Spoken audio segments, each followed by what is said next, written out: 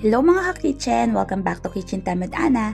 Today, gagawa tayo ng simple ulam na ginisang tuway. Tara, let's start!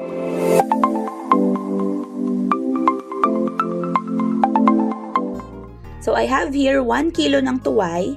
Para malinis ito, ibababad natin siya sa tubig na may asin for 30 minutes.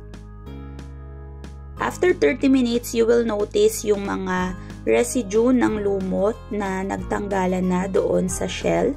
Pero para mas malinis pa natin, gamit yung kutsilyo ay kadkarin nyo lang ng very lightly. Be careful lang na hindi kayo masugatan. Pwede rin kayong gumamit ng malinis na brush sa process na to. Medyo matrabaho lang siyang linisin mga ka-kitchen kasi nga mud clumps ito eh.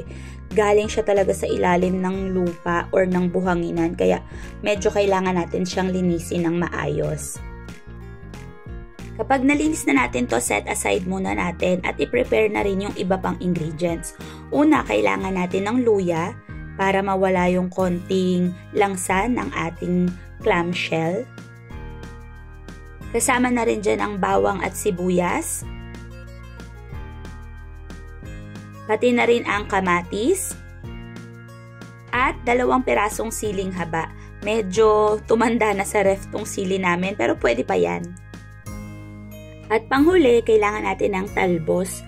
Spinach itong ginagamit ko, Tagalog spinach.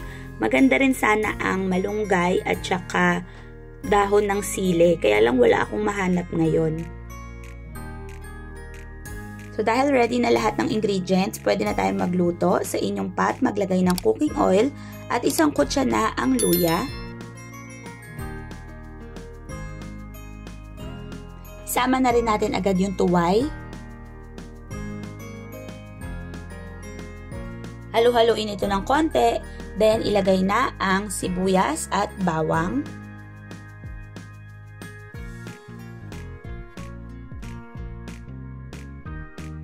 Ngayon, pati na rin ang kamatis. Igisa lang ito ng mga ilang minuto, then lagyan na natin ng sabaw. Yung dami ng tubig na ilalagay nyo mga ka-kitchen ay sapat lang para mag-submerge yung lahat ng mud clams. Para sa pampalasa, lalagyan ko lang to ng mga 2 kutsarang patis at paminta. Pwede nyong dagdagan, depende sa preference ninyo. Tapos, tatakpan na natin to, hihintayin lang natin kumulo at hanggang bumukas na lahat ng shell.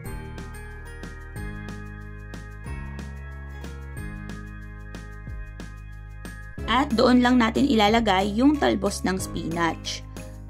Kapag nailagay nyo na lahat, takpan lang ito for another 1 minute lang and then pwede na nating patayin ng apoy, ready to eat na. O diba mga ka-kitchen, hindi naman kailangan ng komplikadong mga pamamaraan para magkaroon ka ng masustansya at masarap na ulam.